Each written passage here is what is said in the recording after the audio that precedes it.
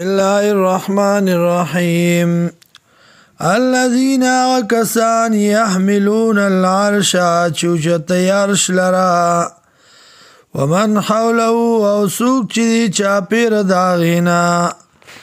يسبحون بحمد ربهم پاکی بیانی پسیپتنو در اقفل باندی ويؤمنون بي او ایمان راوڑی پدی باندی ويستغفرون للذين بخنا غواړي د پاره دا کسانو امنو چې ایمان راوړل دي ربنا ورب زمونږه وسعت كل شيء رحمه رسیدل دي هر یو شتا رحمت ستا رحمت ستا وعلم او فوها فاغفر للذین بخنو کیا کسانو تا تابو چرا گرزی دلی دی واتبعو او تابداری کردا سبیلکا دلارستا وقهم عذاب الجحیم او ساتی دی لرا دا عذاب د جہنمنا ربنا ورب زمونگا وادخلهم دنکی دیلرا جنات عدن اللتی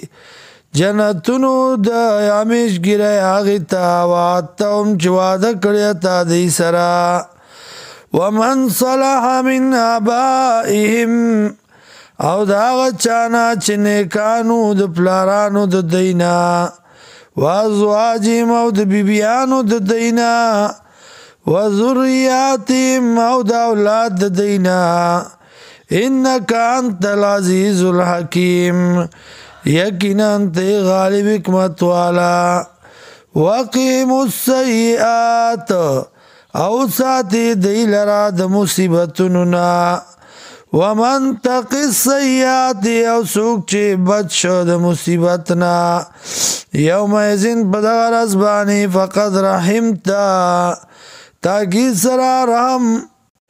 رحمو کتا پاغبانی وقد رحمتا تاکی سرا رحمو کتا پاغبانی وذالکا والفوز العظیم او دادا کامیابی لویا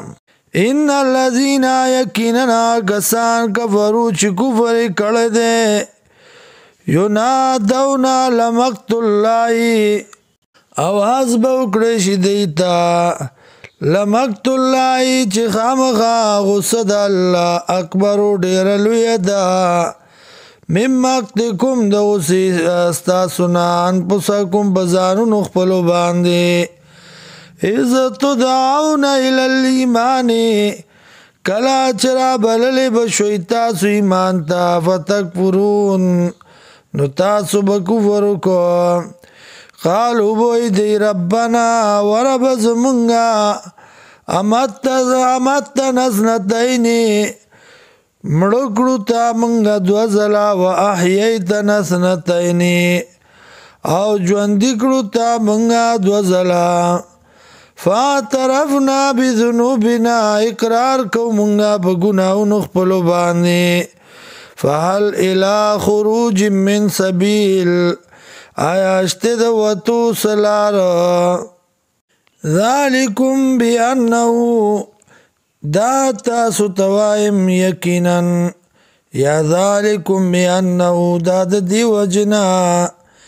اذا دوئی اللہ کلا چراب للی بشو اللہ وحدہو یوازی کفرتم نکفر بکو تاسو ویشرک بی تومنو او که چرتا شرک بکی دلش دا اللہ سرا اس ہزار بجوکڑ شو اللہ سرا وی باغی بانی تو منو ایمان براوڑ تاسو فالحکمو للہ العلی الکبیر بس اختیار دے بیسلی دے اللہ لرا چوچت دے اولوی دے